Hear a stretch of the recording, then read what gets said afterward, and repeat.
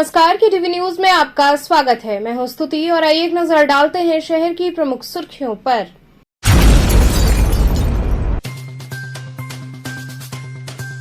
मार्ग चौड़ीकरण में संशोधन की मांग को लेकर रामनगर के व्यापारियों ने दिया धरना।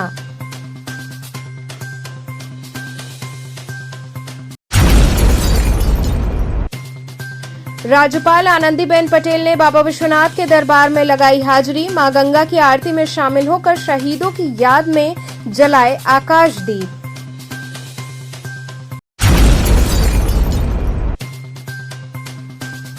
बाईस साल पुराने मामले में कांग्रेस नेता रणदीप सुरजेवाल के एमपी एमएलए कोर्ट में हुई पेशी।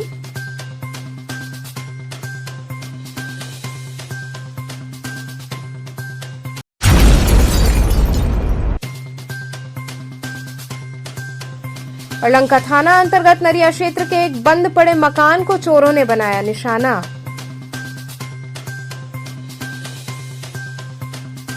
और अब खबरें विस्तार से।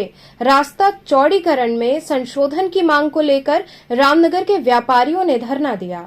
रास्ते के चौड़ीकरण को लेकर रामनगर के व्यापारियों ने रामनगर चौक में धरना दिया। उन्होंने कहा कि प्रशासन द्वारा पड़ाव से लेकर टिंगरा मोड़ तक मुख्य मार्ग का चौड़ीकरण होना है, जिसे लेकर रामनगर के व्यापारियों ने चौक चौराहे पर धरना दिया है। इन व्यापारियों का कहना था कि रास्ते के चौड़ीकरण में कुछ संशोधन होना चाहिए, क्योंकि शासन द्वारा जितना मार्ग की मापी की गई है उसमें हम लोगों की दुकानें पूरी तरह से चली जाएंगी, जिससे हम लोगों के समक्ष रोजी रोटी के लाले पड़ जाएंगे। इसलिए सरकार को इस प्रस्ताव में कुछ संशोधन करना चाहिए, जिससे हम लोग अपना जीविकोपार्जन कर सकें। आज आपका किस तरह का यहाँ बैठक चल रहा रामनगर चौक चौराहे पर? आज रामनगर चौराहे पे जो है हम सारी व्यापारी मंडल की तरफ से जो है ये आंदोलन किया जा रहा है, जो कि रामनगर में जो चौड़ीकरण हो रहा है वो बहुत ही ज़्यादा, जो कि 86 फीट का रखा गया है। इसके वजह से रामनगर का अस्तित्व जो है वो पूरी तरीके से ख़त्म हो जाएगा। आज जो आंदोलन रखा गया है वो इसीलिए रखा गया है ताकि सरकार हमारी बातों को सुने और जितना ज़रूरत है उतनी चौड़ीकरण हो। और जबकि अपने पास विकल्प है बाईपास निकलने का, जो कि दुर्गा जी मंदिर से रोड निकल सकती है, तो हम लोग चाहते हैं कि पहले उसको प्राथमिकता दिया जाए ताकि बाईपास निकले और जनता को किसी भी तरीके की कोई समस्या भी ना हो। और हम लोग भी विकास चाहते हैं कि रामनगर का भी विकास हो, और जो जाम लगते हैं वो उससे भी हम लोगों का भी जो है उद्धार हो। और रामनगर में जो पुल बना हुआ है वो बहुत ज़्यादा ही नहीं चौड़ा है, क्योंकि बाहर से भी लोग जनता आते हैं, तो हम लोग भी चाहते हैं कि चौड़ीकरण हो, लेकिन जितना आवश्यकता है उतना ही चौड़ीकरण। आज आप लोग किस तरह की ये बैठक कर रहे हैं? हम लोग रामनगर के नागरिकों की ओर से जो NH7 के रोड के नाम पर व्यापारियों को, दुकानदारों को और जिनका मकान है उसको उजाड़ा जा रहा है, बेवजह अधिक चौड़ी करने का जो सरकार ने प्लान बनाया है। हम सबों की आपके चैनल के माध्यम से सरकार से और तमाम अधिकारियों से निवेदन है कि पहले रामनगर में आवे। रामनगर खुद इतनी चौड़ी रोड है जिसका कोई औचित्य नहीं बनता। रामनगर में बाईपास का ऑलरेडी विकल्प बना हुआ है। अगर इस तरीके के चौड़ीकरण हो जाएंगे तो रामनगर में सारे व्यापारी, सारे जो है जिनके मकान है, जिनके पूर्वजों से इस गरीब रामनगर की जो जनता है वो उजड़ जाएगी, पूरी तरीके से बर्बाद हो जाएगी। ऐसा कतई न होने पाए। हम सब इसीलिए बैठे हुए हैं कि इस तरह की सरकार हम लोगों की बात को सुने, अपने अधिकारियों के माध्यम से यहाँ भेज करके यहाँ पर उसको पता लगाए कि रामनगर में कितना ज़रूरत है, कितनी नहीं ज़रूरत है। और इतना चौड़ा करने का कोई औचित्य नहीं बनता। रामनगर का पुल 7 मीटर का बना हुआ है, रोड आप 86 फुट लेंगे, यानी 46 मीटर। इतना फुट का कोई मतलब नहीं बनता है। अगर इस तरीके का लिया जाता है तो बहुत बड़ा नुकसान होगा रामनगर के साथ। अन्य राज्यपाल आनंदीबेन पटेल ने बाबा विश्वनाथ के दरबार में हाजिरी लगाई, साथ ही गंगा आरती में शामिल होकर शहीदों की याद में आकाशदीप जलाए। उत्तर प्रदेश की राज्यपाल आनंदीबेन पटेल एक दिवसीय दौरे पर सोमवार को काशी में थीं। इस दौरान उन्होंने बाबा काशी विश्वनाथ, काशी के कोतवाल बाबा काल भैरव के दरबार में हाजिरी लगाई। बाबा विश्वनाथ धाम पहुंचकर उन्होंने विधिवत पूजन अर्चन किया। इसके बाद वे गंगा सेवा निधि द्वारा दशाश्वमेध घाट पर होने वाली विश्व प्रसिद्ध मां गंगा की आरती में शिरकत करने पहुंची। वहीं कार्तिक मास पर्यंत जलने वाले आकाश दीप के बारे में उन्हें विस्तार से बताया गया कि किस प्रकार 1999 कारगिल विजय युद्ध के उपलक्ष्य में गंगा सेवा निधि द्वारा अमर शहीदों की पुण्य स्मृति में आकाश दीप जलाए जाते हैं। राज्यपाल द्वारा स्वयं आकाश दीप प्रज्वलन किया गया और शहीदों को नमन किया गया। वहीं गंगा का जलस्तर बढ़ने के चलते मां गंगा की आरती गंगा सेवा निधि के कार्यालय की छत पर हो रही है, जहां राज्यपाल परिवार संग शामिल हुई। उन्होंने विधिवत पूजन अर्चन किया और मां गंगा को प्रणाम किया। इस दौरान गंगा सेवा निधि के अध्यक्ष सुशांत मिश्रा, कोषाध्यक्ष आशीष तिवारी, सचिव हनुमान यादव, ट्रस्ट सचिव सुरजीत सिंह ने उनका स्वागत किया। आज गंगा सेवा निधि द्वारा दशाश्वमेध घाट पर दैनिक मां गंगा की महाआरती में आज उत्तर प्रदेश की माननीय महामहिम श्रीमती आनंदीबेन पटेल जी, उनकी बहन अपने परिवार के साथ यहाँ पे उपस्थित हुई, जहाँ वो बाबा काल भैरव का दर्शन किया, बाबा विश्वनाथ के मंदिर में माथा टेका और फिर माँ गंगा के चरणों में आके माँ गंगा का वैदिक रीति से पूजन किया और उसके बाद फिर गंगा सेवा निधि द्वारा उनका सम्मान किया गया। और जो आकाशदीप जलाने की जो परंपरा है, तो उनको हम लोग अवगत कराए कि जो पूरे कार्तिक महीना गंगा सेवा निधि द्वारा हमारे पूर्वजों के स्मृति में, शहीदों की स्मृति में जो कार्तिक महीना आकाशदीप जलाया जाता है, वो भी श्रीमती आनंदीबेन पटेल जी से आकाशदीप भी प्रज्वलित करवाया गया और उसके बाद से उनका सम्मान करके वो वापस प्रस्थान किए। 22 साल पुराने मामले में कांग्रेस नेता रणदीप सुरजेवाला की एमपी एमएलए कोर्ट में पेशी हुई। 22 साल पुराने मामले में कांग्रेस नेता रणदीप सुरजेवाला की एमपी एमएलए कोर्ट में पेशी हुई। धरना प्रदर्शन के दौरान तोड़फोड़ करने के आरोप में कैंट थाने में मुकदमा दर्ज हुआ था। वहीं उन्होंने कहा कि बीजेपी ने 22 साल पुराने मुकदमे को रिवाइव करके एमपी एमएलए कोर्ट में लगा दिया है। हमें न्याय प्रक्रिया पर पूरा विश्वास है। वहीं उन्होंने फीस वृद्धि के सवाल पर कहा कि बीजेपी देश की शिक्षा का निजीकरण करना चाहती है। सरकार को फीस वृद्धि वापस लेना चाहिए। भारतीय राष्ट्रीय कांग्रेस एक आंदोलन है, एक राजनीतिक दल नहीं। भारतीय राष्ट्रीय कांग्रेस लोगों की आवाज़ है, इस देश की आवाज़ है। भारतीय राष्ट्रीय कांग्रेस ने सदा इस देश के वंचित, शोषित, गरीब, मध्यम वर्ग, हर उस व्यक्ति की आवाज़ उठाई है जिसका हक छीना जा रहा है। भारतीय युवक कांग्रेस के अध्यक्ष के तौर पर हम सब साथियों ने वाराणसी में एक आंदोलन किया था बच्चों की फीस हाइक के खिलाफ, जब 300% भाजपा ने फीस बढ़ा दी थी। एमबीए तक की फीस 30,000 से बढ़ाकर 72,000 रुपया कर दी थी। संवासनी कांड जो हुआ वो सब उसके जानकार थे। बुनकरों के ऊपर जो अत्याचार हो रहा था भाजपा शासन में, इन सब बातों के खिलाफ एक आंदोलन किया। 22 साल के बाद भारतीय जनता पार्टी ने उस मुकदमे को रिवाइव करके एमपी एमएलए कोर्ट पे लगा दिया है। मुकदमा बोगस है, हम ये अदालत में साबित करेंगे। हमारा अदालत की न्यायिक प्रक्रिया में संपूर्ण विश्वास है। आज भी भारत जोड़ो यात्रा में राहुल गांधी जी और लाखों करोड़ों कार्यकर्ता इसी लक्ष्य के साथ चल रहे हैं। 3,570 किलोमीटर कन्याकुमारी से कश्मीर तक 1,000 किलोमीटर से ज़्यादा पूरे हो चुके। नफरत को मिटाना है, भ्रष्टाचार को मिटाना है, बेरोजगारी और महंगाई जिसमें हर व्यक्ति पिस रहा है, जात और धर्म को छोड़ दें, तो उस सब को मिटाना है। भाजपा के पास हिंदू मुसलमान है, हमारे पास एक इनकलाब है।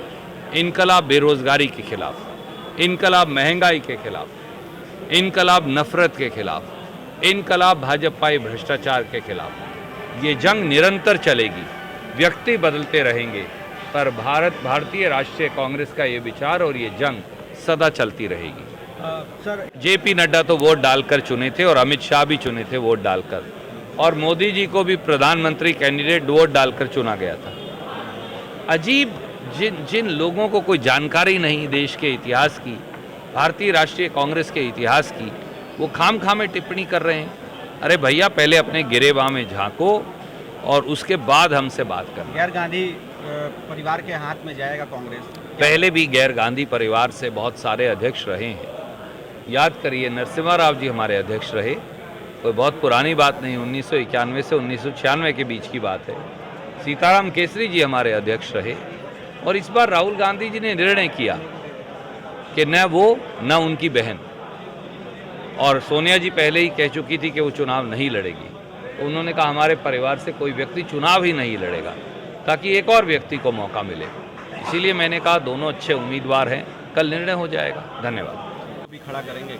भारतीय जनता पार्टी देश की शिक्षा को निजीकरण करना चाहती है, प्राइवेटाइज करना चाहती है, निजी हाथों में सौंपना चाहती है। मुझे बताइए, 1-1, 2-2, 5-5 लाख रुपया की फीस किस प्रकार से पूर्वांचल के लोग दे पाएंगे, उत्तर प्रदेश के लोग दे पाएंगे, देश के लोग दे पाएंगे? बच्चे कहाँ जाएं?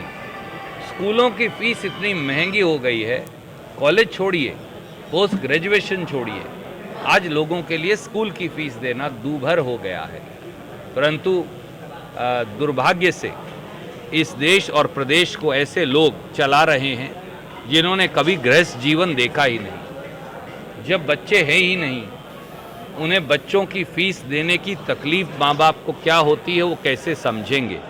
और इसीलिए वो निजीकरण की तरफ शिक्षा को ले जा रहे हैं। भारतीय राष्ट्रीय कांग्रेस की आवाज़ उत्तर प्रदेश में प्रियंका गांधी जी के नेतृत्व में हमारे NSUI युवा कांग्रेस के साथी लगातार उठाते रहेंगे। जहां हम सबके शामिल होने की आवश्यकता होगी, हम खुद शामिल होंगे। परंतु योगी सरकार को, आदित्यनाथ सरकार को ये फीस वृद्धि वापस लेनी चाहिए। अगर आपने गृहस्थ जीवन नहीं जिया तो आप कम से कम दूसरों के बच्चों की तकलीफ को समझें। बतौर मुख्यमंत्री आपका ये दायित्व है और इस दायित्व का निर्वहन करें, बजाय निजी जो संचालक है उनकी मदद करने के और सरकारी जो संस्थाएं हैं उनकी फीस भी आम जनमानस की पहुंच से बाहर करने के। सर, लंका थाना अंतर्गत नरिया क्षेत्र में एक बंद पड़े मकान को चोरों ने निशाना बनाया। लंका थाना क्षेत्र के नरिया इलाके में स्थित गांधी नगर में रहने वाले कृष्ण गोपाल कटारे के बंद घर को चोरों ने अपना निशाना बनाया। चोर घर का पिछला दरवाजा तोड़कर प्रवेश कर गए और 2.5 लाख मूल्य का जेवरात, 2 लाख नकदी, घड़ी सहित अन्य सामान उठा ले गए।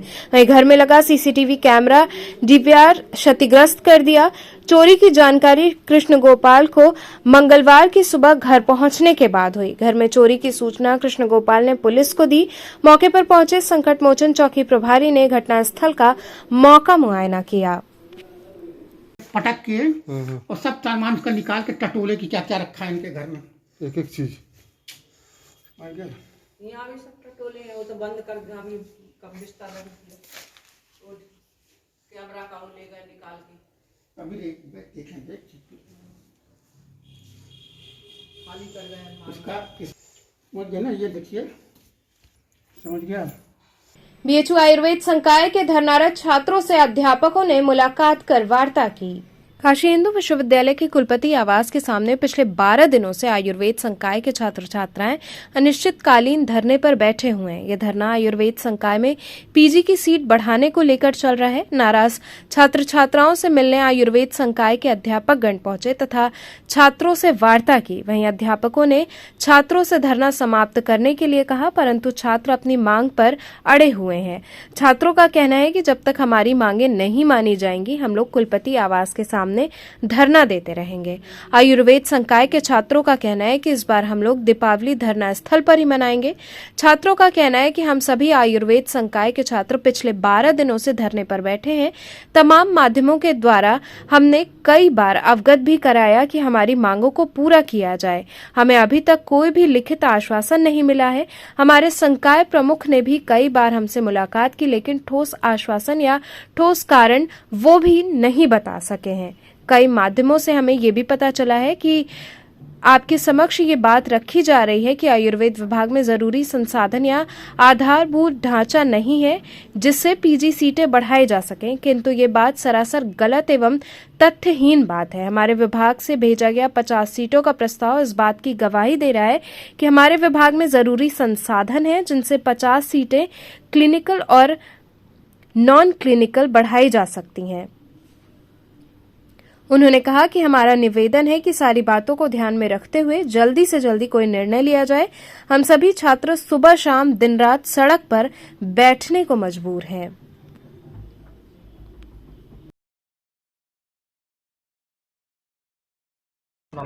हम लोग आयुर्वेद संकाय के छात्र हैं और हम लोग पिछले 12 दिनों से यहाँ बैठे हुए हैं। कल हमने ओपीडी में भी अपना शांतिपूर्वक धरना दिया था। देखिए गला बैठ गया हम लोगों का, बोलते बोलते इन लोगों ने सुनाई नहीं दे रहा इन लोगों को।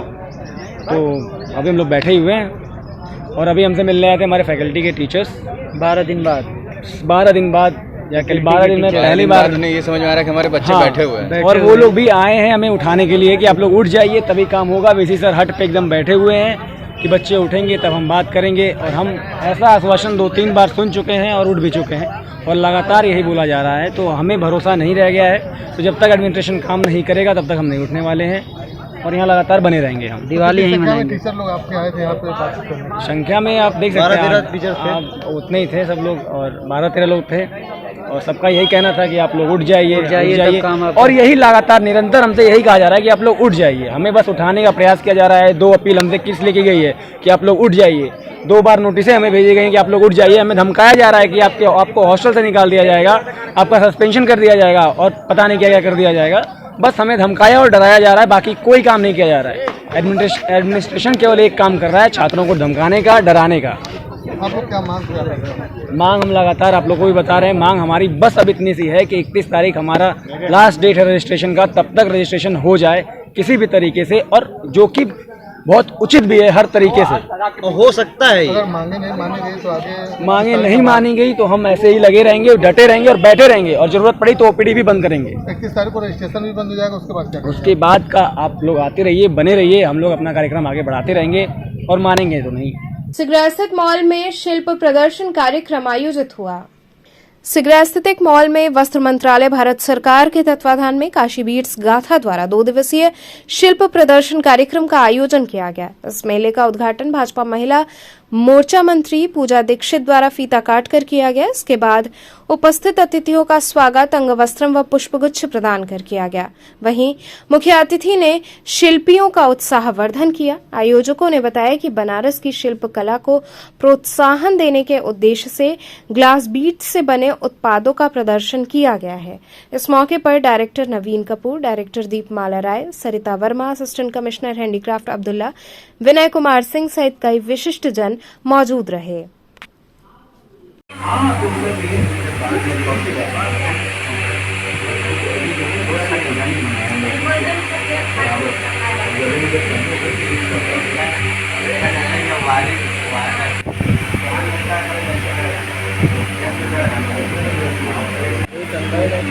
प्रोड्यूसर कंपनी का ये पार्ट है, जैसे आपके यहाँ हुआ वो अवेयरनेस ये डेमोन्स्ट्रेशन ये है शिल्प प्रदर्शन। ये ऐसी जगह होना चाहिए जहाँ लोग आए जाए, ठीक है। ये क्राफ्ट भी है बनारस में एंड ये सब बहुत सेल हो और कुछ ये लोग मतलब ये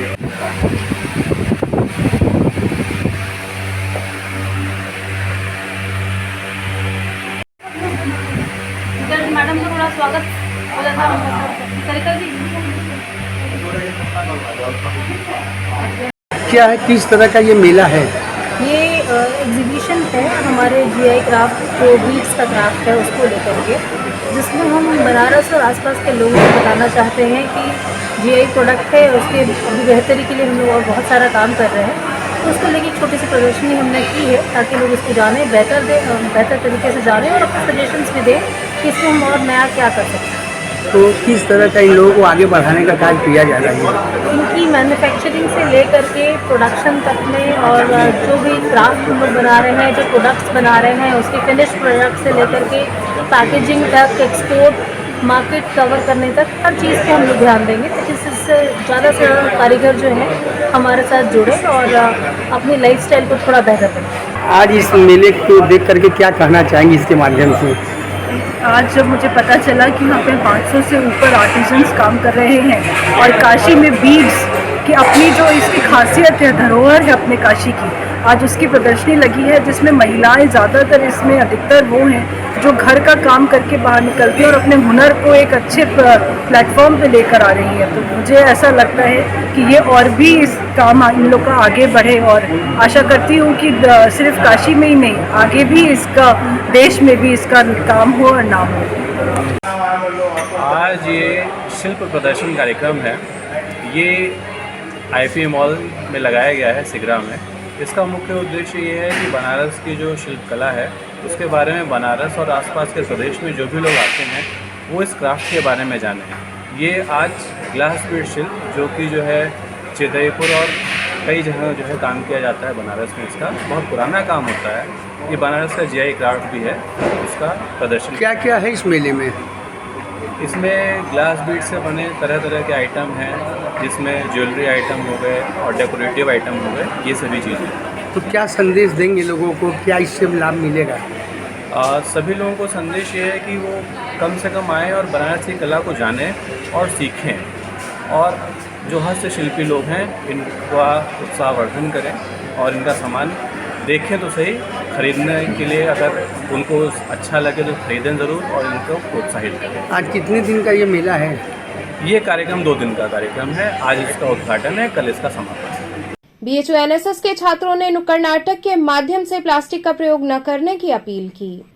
काशी हिंदू विश्वविद्यालय स्थित विश्वनाथ मंदिर के पास राष्ट्रीय सेवा योजना के छात्रों ने नुक्कड़ नाटक किया। छात्रों ने नुक्कड़ नाटक के माध्यम से लोगों को जागरूक करते हुए कहा कि हम लोगों को प्लास्टिक का उपयोग नहीं करना चाहिए। ये प्लास्टिक हमारे स्वास्थ्य और पर्यावरण दोनों के लिए बहुत ही हानिकारक है। उन्होंने नुक्कड़ नाटक के माध्यम से कहा कि प्लास्टिक न तो जलते हैं और न ही कभी नष्ट होते हैं। प्लास्टिक अगर पानी में बहा दिया जाए तो पानी भी विषैला हो जाता है, जिससे जलीय जंतु मरने लगते हैं। कार्यक्रम में पहुंची doctor Sunita Gupta SO NSS ने कहा कि स्वच्छ भारत के तहत युवा कार्यक्रम खेल मंत्रालय ने 1 अक्टूबर से 30 अक्टूबर तक विशेष स्वच्छ भारत अभियान चलाया है। उसके तहत काशी हिंदू विश्वविद्यालय के स्वयं सेवकों ने यहां पर नुक्कड़ नाटक की प्रस्तुति दी है और काशी हिंदू विश्वविद्यालय के कार्यक्रम संयोजक डॉक्टर बाला लखेंद्र, उन्होंने इस कार्यक्रम को स्वयं तैयार किया है। नुक्कड़ नाटक के दौरान राष्ट्रीय सेवा योजना कार्यक्रम के समन्वयक प्रोफेसर बाला लखेंद्र सहित सैकड़ों की संख्या में छात्र छात्राएं और दर्शक मौजूद रहे। हम यह भी संकल्प लेते हैं कि हम अधिक से अधिक पौधे लगाएंगे और वर्षा जल का संचयन करेंगे। आज हम ये स्वच्छ भारत के तहत युवा कार्यक्रम खेल मंत्रालय ने 1 अक्टूबर से 30 अक्टूबर तक विशेष स्वच्छ भारत अभियान का जो अभियान चलाया है, उसके तहत काशी हिंदू विश्वविद्यालय के स्वयं सेवकों ने यहाँ एक नुक्कड़ नाटक की जो प्रस्तुति दी है और काशी हिंदू विश्वविद्यालय के जो कार्यक्रम समन्वयक हैं डॉक्टर बाला लखेंद्र जी, उन्होंने इस प्रोग्राम को स्वयं तैयार किया है ये सोसाइटी को संदेश देने के लिए कि कैसे हम सिंगल यूज़ प्लास्टिक का विरोध करें। उन्होंने नुक्कड़ नाटक के माध्यम से ये बताने का प्रयास किया है कि सिंगल यूज प्लास्टिक हमारे स्वास्थ्य के लिए, हमारे पर्यावरण के लिए कितनी हानिकारक है। ये संदेश हम पूरे समाज को देना चाहते हैं और हमारे कार्यक्रम जो स्वयंसेवक हैं वो इस संदेश को लेकर समाज के बीच में जा रहे हैं, इस जागरूक को करने के लिए कि हम सिंगल यूज़ प्लास्टिक जो सरकार ने जुलाई 2022 से पहले ही प्रतिबंधित कर रखी है, लेकिन इसमें ये बहुत आवश्यक है कि जब तक जीवन स्वयं जनसाधारण इसका उपयोग करना बंद नहीं करेगा, तब तक बैन करने से इस पर हम सफल नहीं हो पाएंगे। तो हम इस आपके माध्यम से पूरे समाज को ये मैसेज देना चाहते हैं से सिंगल यूज़ प्लास्टिक को बंद करें और अपने स्वास्थ्य को ध्यान में रखते हुए अपने घर से जो हम सामान लेने जाते हैं उसके लिए कपड़े का बैग इत्यादि लेकर जाएं। और अगर हम इस तरह के कार्यक्रम करेंगे तो निश्चित ही हम सिंगल यूज़ प्लास्टिक को बैन करने में सफल होंगे। जय हिंद, जय भारत। युवा कार्यक्रम खेल मंत्रालय भारत सरकार 1 अक्टूबर से 31 अक्टूबर तक सिंगल यूज प्लास्टिक का कलेक्शन का काम कर रही है और उसे प्रॉपर तरीके से नगर निगम के माध्यम से निस्तांतरित किया जा रहा है। 19 तारीख को एक बहुत बड़ा ड्राइव है जिसमें 60 लाख केजी हम लोग कलेक्ट करेंगे। BHU के छात्र राष्ट्रीय सेवा योजना के कार्यक्रम समन्वयक ने मिलकर जो नुक्कड़ नाटक की प्रस्तुति दी है और कल कई स्थानों पर ये प्रस्तुतियाँ दी जाएंगी, क्योंकि इसमें इन्फॉर्मेशन देना हम लोगों का काम बहुत बड़ा हो सकता है, क्योंकि बच्चों ने स्वयं शपथ ली है कि वे उपयोग नहीं करेंगे, साथ ही लोगों को इसकी बुराई से अवगत कराएंगे, क्योंकि ज़िंदगी के दुश्मन 3 पॉलीथीन प्लास्टिक और पाउच प्लास्टिक पॉलीथीन, तो ये ऐसे नुकसानदेह पदार्थ हैं जिनका अंत नहीं हो सकता और जिसका सृष्टि में अंत नहीं है वो सृष्टि के अंत के लिए एक कारक बने, ऐसा मानव स्वभाव कभी होने नहीं देगा। इसलिए हम सब मिलकर इस संकल्प पर काम कर रहे हैं और मीडिया जगत से भी मैं आग्रह और निवेदन करूंगा कि प्लास्टिक के विरुद्ध जन चेतना जागृत करने में हम लोगों की मदद करें। यहाँ रुकेंगे एक छोटे से ब्रेक के लिए, आप बने रहिए KTV के साथ।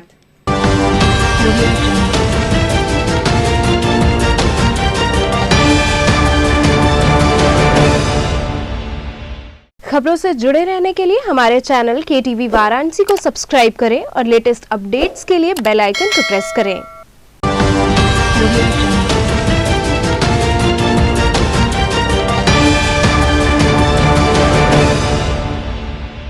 ब्रेक के बाद आपका स्वागत है। काली प्रतिमा स्थापना से पूर्व प्रशासन द्वारा क्षेत्र का चक्रमण कर जानकारी ली गई।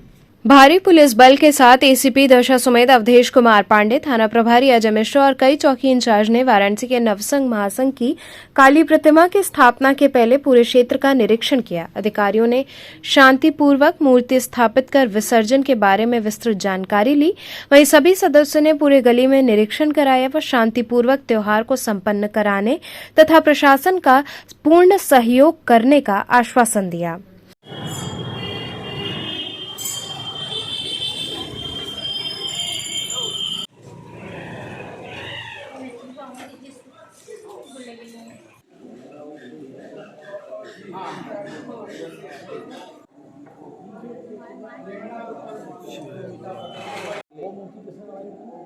कलकत्ता का कारीगर वो यहाँ बनाने आया था, मंगाया था शीतल चौरसिया, उसको बुलवाया था बनाने के लिए कुछ अच्छा किया है। ये एक परंपरा है, माँ का मूर्ति किस तरह निकलता है, जो अधिकारी यहाँ आते हैं उनको जानकारी देना हम लोगों को ज़रूरी होता है। प्रशासन का जब हम लोग सहयोग करेंगे तो वो भी हमारे साथ एक कदम बढ़ के सहयोग करते हैं। ये मूर्ति कहाँ की है और कितने सालों से इस मूर्ति को? ये मूर्ति ये 54वां साल है और ये स्थापित किया था। यहाँ काली मंदिर था जहाँ पूजा होता है, उस माँ की बेदी के नीचे काली मंदिर था। तो जिस समय ये टीला था, एक मट्टी का टीला बन गया था, उसको जब सफाई करने के बाद तो मंदिर का ध्वंसावशेष मिला और उसके बाद वहाँ हम लोग ये तय किए, यहाँ 3 बार दुर्गा पूजा भी हुआ था, 3 बार सरस्वती पूजा, लेकिन उसके बाद हम लोगों को सफलता नहीं मिला जो उस समय के लोग कहा करते थे। लेकिन आज ये संभव है कि जब माँ काली का हम लोग पूजा आराधना शुरू किए तब से आज तक किसी भी तरह का कोई विघ्न नहीं हुआ था। एक बार सन 91 और सन 18 में कुछ प्रॉब्लम आ गया था, गलती के चलते हुआ था और बड़े काम के लिए थोड़ा बहुत गलतियाँ होती है, उसको हम लोग स्वीकार करते, सुधारने का काम करते हैं कि दोबारा इस तरह का कोई चीज़ न हो और शांतिपूर्ण ढंग से जिस तरह धार्मिक जुलूस धार्मिक परंपरा के अनुसार हुआ करता है, उसी तरह धार्मिक जुलूस जो सनातन धर्म को मानने वाले हैं, हमारे जुलूस में समस्त काशीवासी के लोग आते हैं।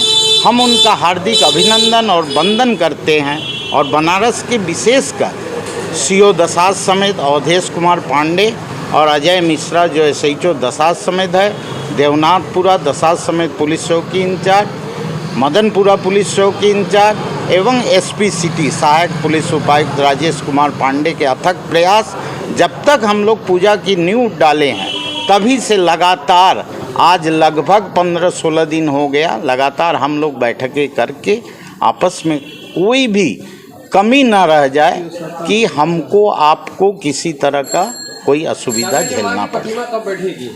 माँ की 23 तारीख को रात्रि 12:30 बजे के बाद।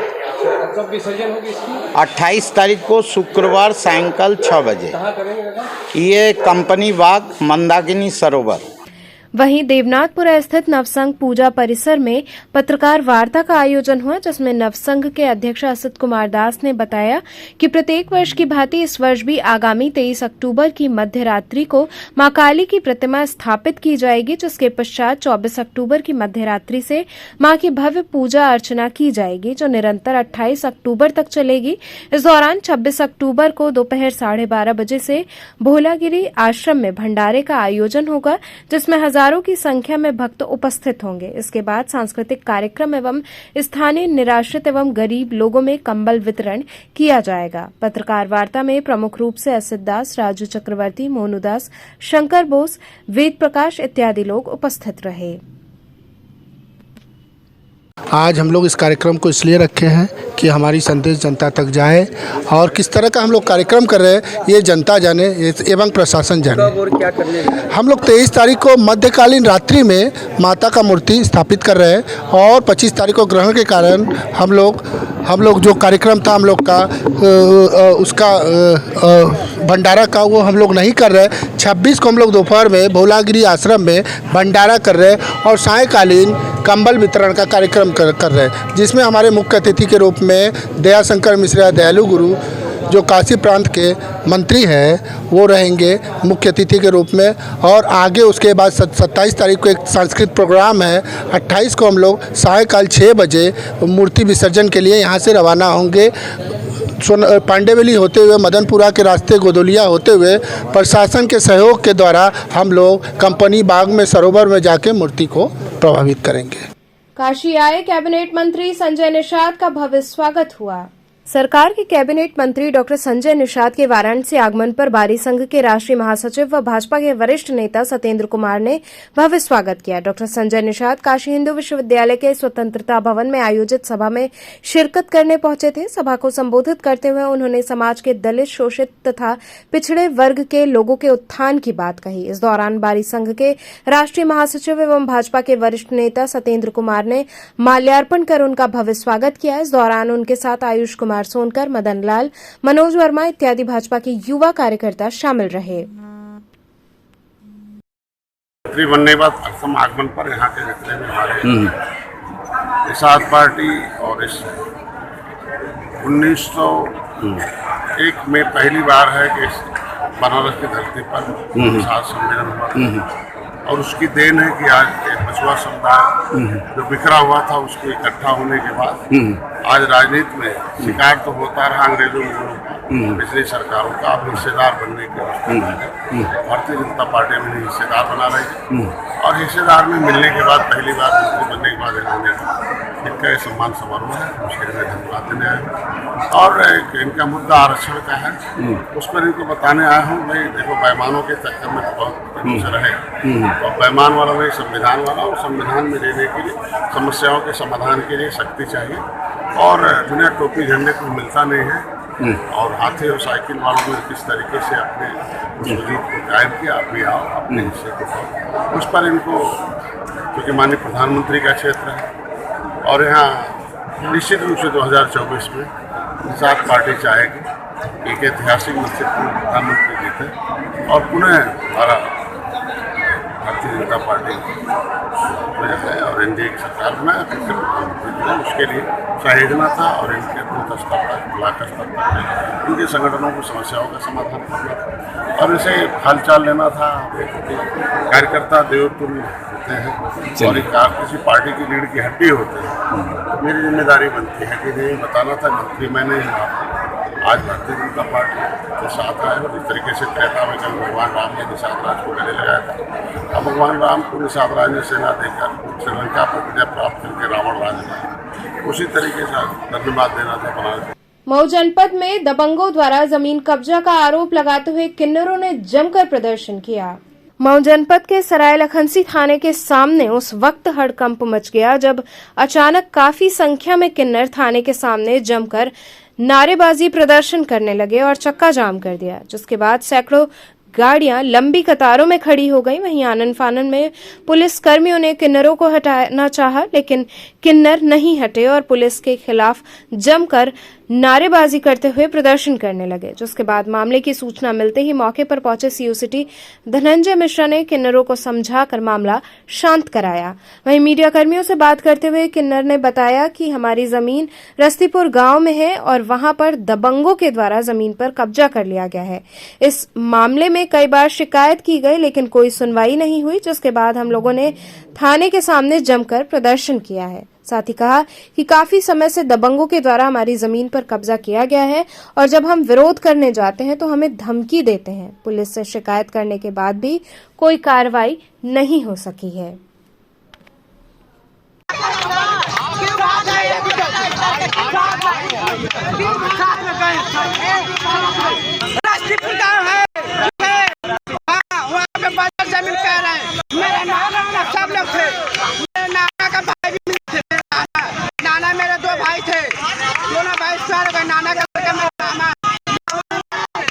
हम लोग का जमीन हड़प नहीं है, सब जमीन हड़पने से घूस ले रखे हैं सब थाने में, पुलिस वालों ने व्यक्ति ने सब थाने में घूस ले रखे हैं, सब नहीं सुनवाई कर रहे हैं सर। कहाँ का इंसाफ चाहिए?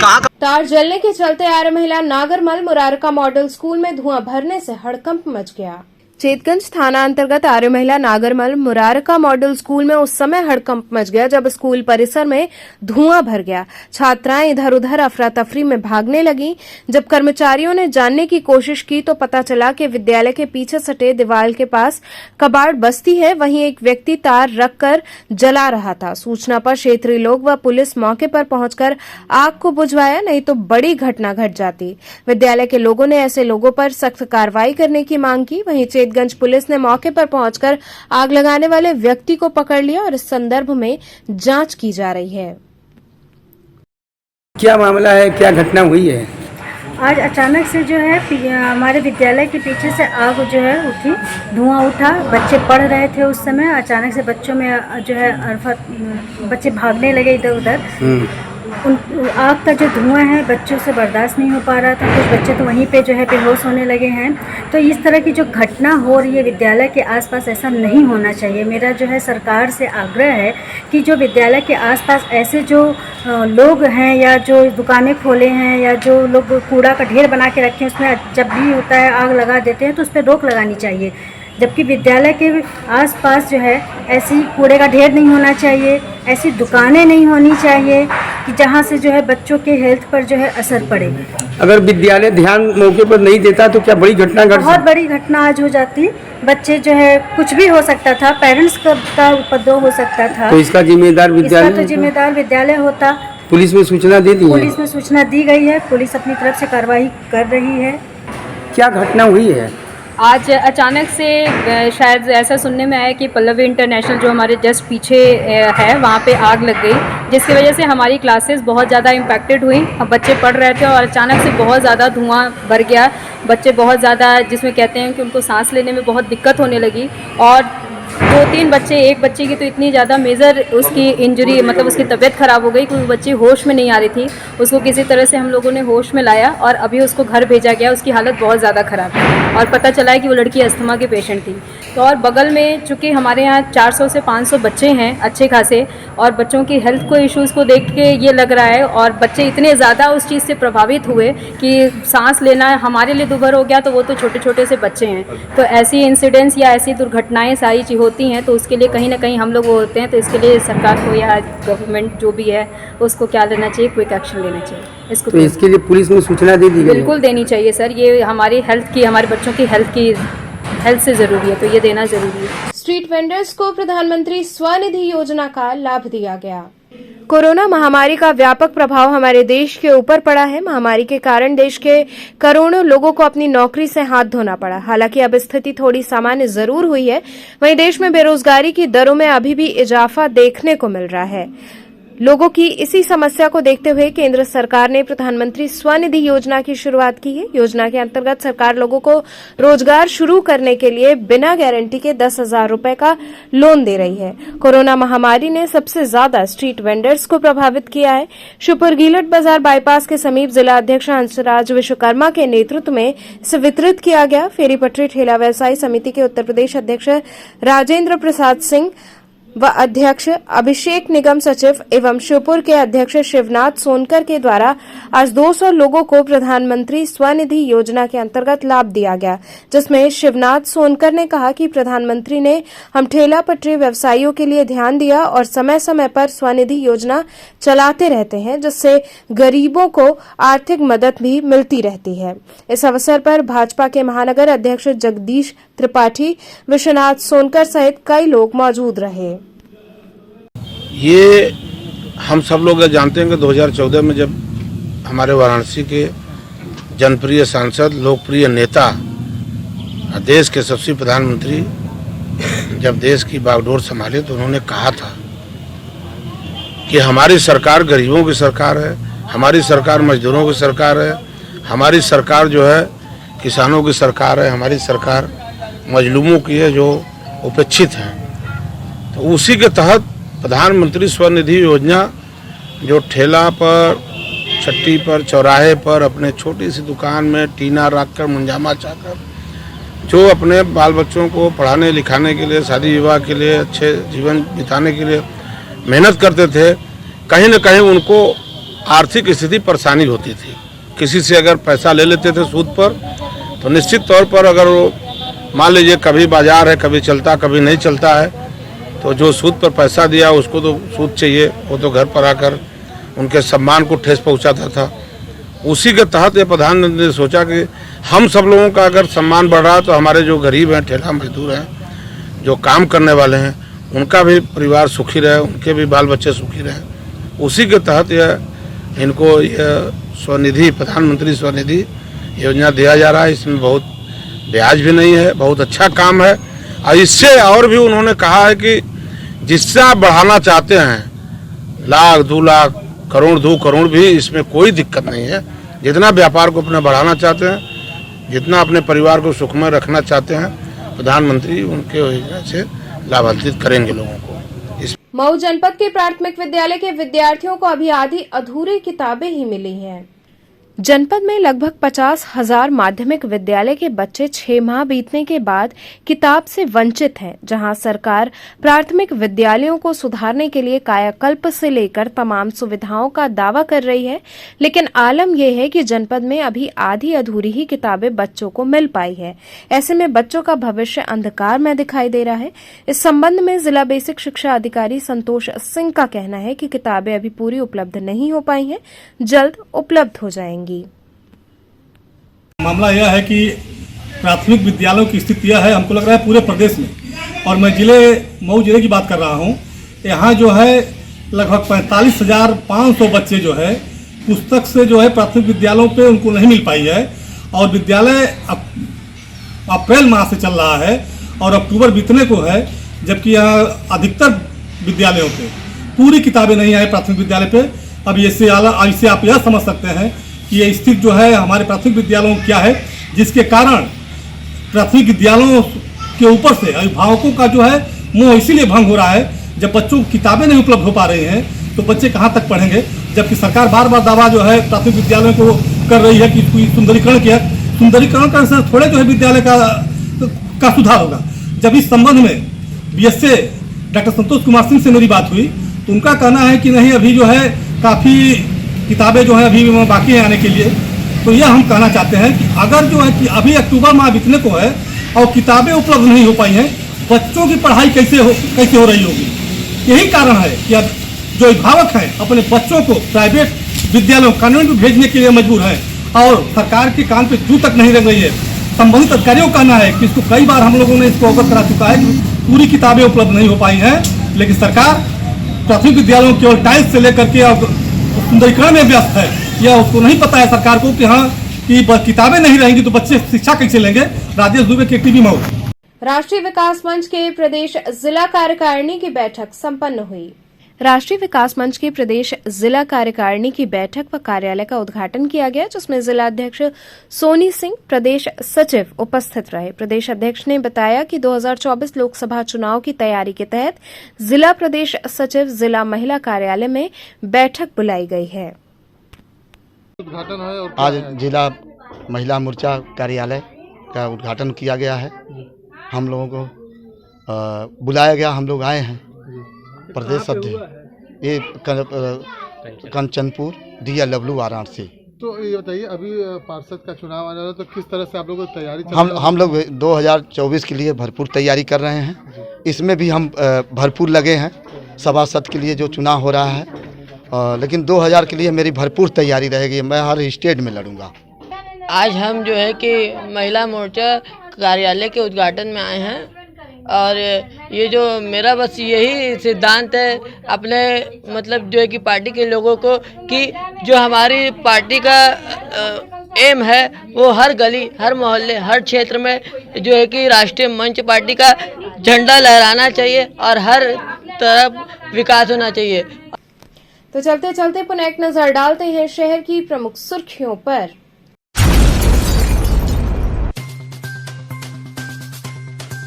मार्ग चौड़ीकरण में संशोधन की मांग को लेकर रामनगर के व्यापारियों ने दिया धरना।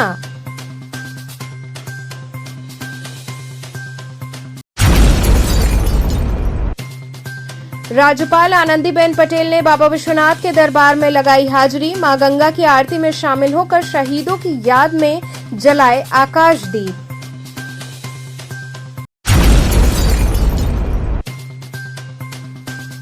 बाईस साल पुराने मामले में कांग्रेस नेता रणदीप सुरजेवाल के MP MLA कोर्ट में हुई पेशी।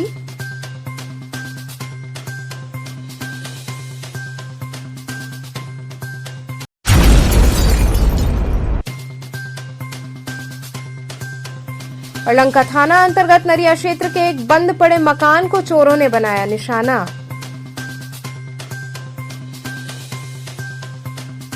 तो ये थे आज के समाचार। कल फिर होगी मुलाकात, तब तक के लिए नमस्कार।